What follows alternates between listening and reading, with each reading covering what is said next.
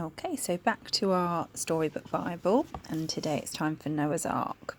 Okay, so before long, people started fighting and hurting one another terribly.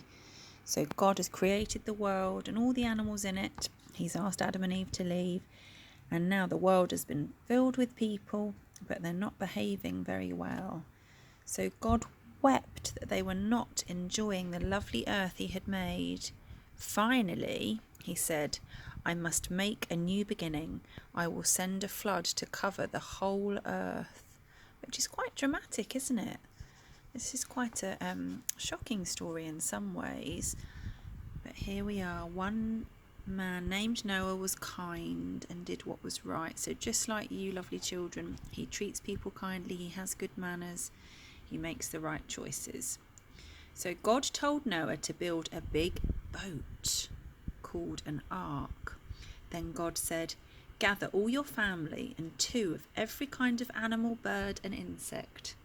God sent the rain and Noah led everyone into the ark. Now you might know the song that goes, the animals went in 2 by 2, hurrah. That's because, as you can see here, Noah had to take 2 of every species, a male and a female, a boy and a girl, so that they could procreate and go on to have children and even more animals.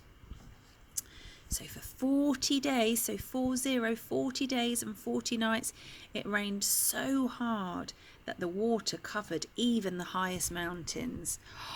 Oh, it was so loud in the ark, the roaring and the baaing, the neighing and the mooing. But amazingly, everyone got along.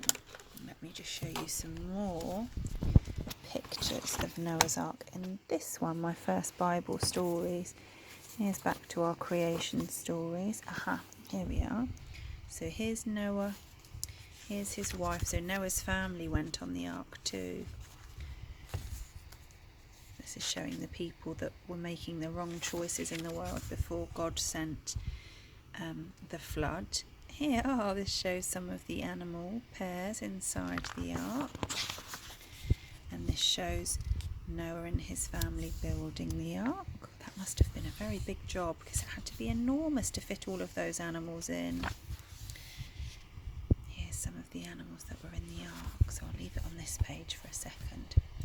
So, for 40 days and 40 nights it rained really hard, but amazingly all of the animals got along. Yes, even the lion lay down with the lamb. At last the rain stopped and Noah sent out a dove, which, if you don't know, it's a beautiful white bird, in search of land. And when the bird returned with an olive leaf, Noah and his family cheered.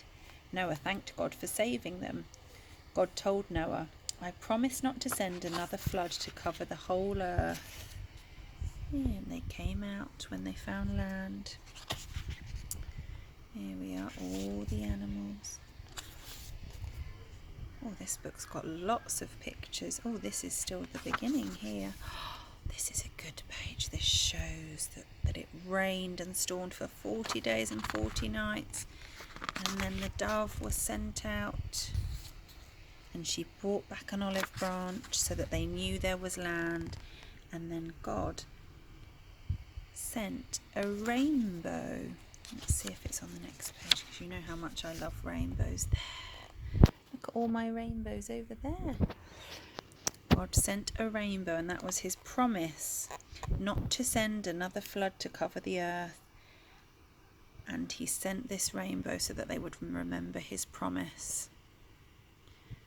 There. So it starts with God feeling sad that people aren't listening. He sends the flood but saves Noah and his family and 2 of every animal.